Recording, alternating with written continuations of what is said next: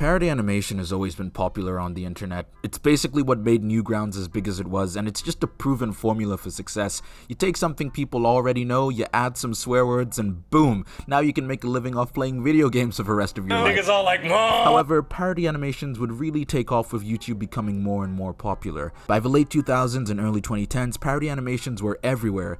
It was mostly video game parodies too, because gamers are the funniest people on the planet. Whoop. I think I forgot something back there. Better go back and left.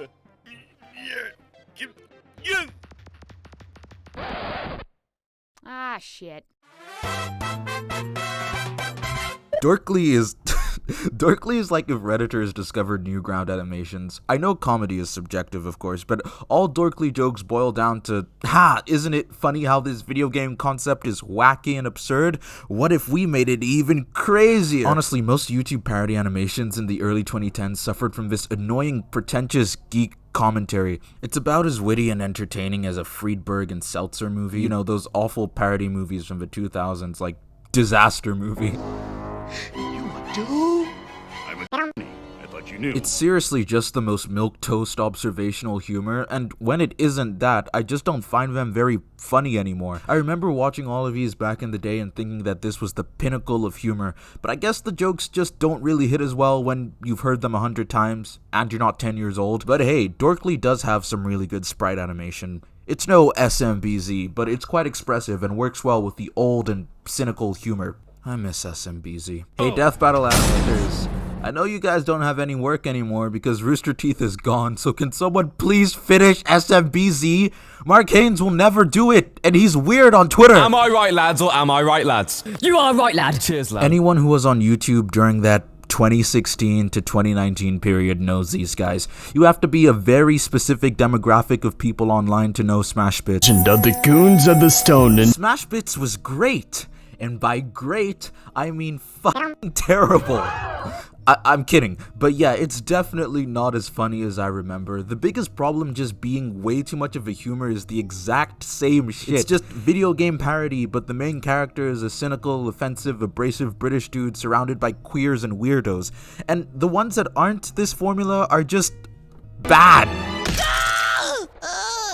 Don't worry, buddy. Huh? Don't worry, buddy. But every once in a while, a joke will catch you off guard, and it's genuinely hilarious. The animation on this channel ranges from pretty good to almost unwatchable as well. It's arguably the least consistent of the channels I'm talking about, but you know what? All of that is part of a charm. Smash Bits is charming. It's a relic of a very specific and bygone era, a simpler time. At the very least, you could tell that there was some passion put into these and they were made in good faith. Like, it's never the type of humor that feels hateful. I can't say that about Flash Kids. Even as a kid, I did not like Flash Kids. I hated Flash Kids. I remember in school when Racist Mario came out and everyone was sharing it and talking about it, and something about that video just didn't sit right with me. It didn't sit right in my soul.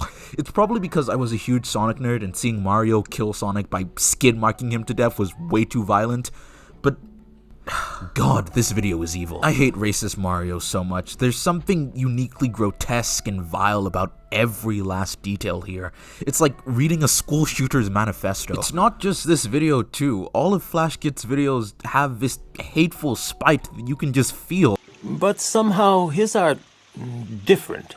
How so? What do you mean? I guess you could say they're brimming with malice. It's hard to put into words, but take the furry videos, right? The whole furry saga is basically a series where, like, Warhammer 40k Marines, I actually don't know what they're called, but basically these huge dudes in armor come and they slaughter furries, and the whole joke is that furries are cringe. The first one wasn't that bad, it was actually kind of funny, but by the second video it just felt like edgelord pandering. Have you ever seen an anti-furry crusader in a YouTube Shorts comment section and then you click on their channel and it's always some 12-year-old kid? This is who this shit is made for. Anything. Yes. Oh my god. How do they make that? Surprise! Remember how it should have ended? Tell me. Do you have insurance? That actually is pretty funny. Hishay is and I mean this honestly, one of the worst things I've ever seen. This stuff is the Funko Pops of parody animation. I don't know how to explain that sentence. It just feels so soulless and corporate. Like pretty much all the parodies they do are either superhero stuff or Marvel stuff or Star Wars or whatever big blockbuster movie that's semi-relevant. You're never gonna get a history about like The Boy and the Heron. This looks like actual art. This right here, this is content farm nonsense. This is Skibbity Toilet for 25-year-old men. I wish just half of the energy people use to go after CinemaSins was put on Hishe. They've been doing this for 17 years. They can't keep getting away with it. After a while, I just fell off parody animations. It felt like they had all become the same thing. MASH was a great channel for video game parodies, and I say this because they easily had the most impressive animation and just overall production quality, but after a while, it got stale. It got boring to see Sonic swear or Waluigi rap while battling Shaggy. It just didn't appeal to me anymore. I was too old. It seemed that parody animation had peaked, and it was all downhill from here. Until... You got a tight little man see on you, don't you? I love Meat Canyon. His videos just walk a very fine line between being hilarious and legitimately disturbing. Like one moment it's funny, haha, Mr. Beast video, and the next it's... I have seen past the farthest star. And I have gone to the edges of the earth. And I can take you there. And if you so choose, drain you of woes.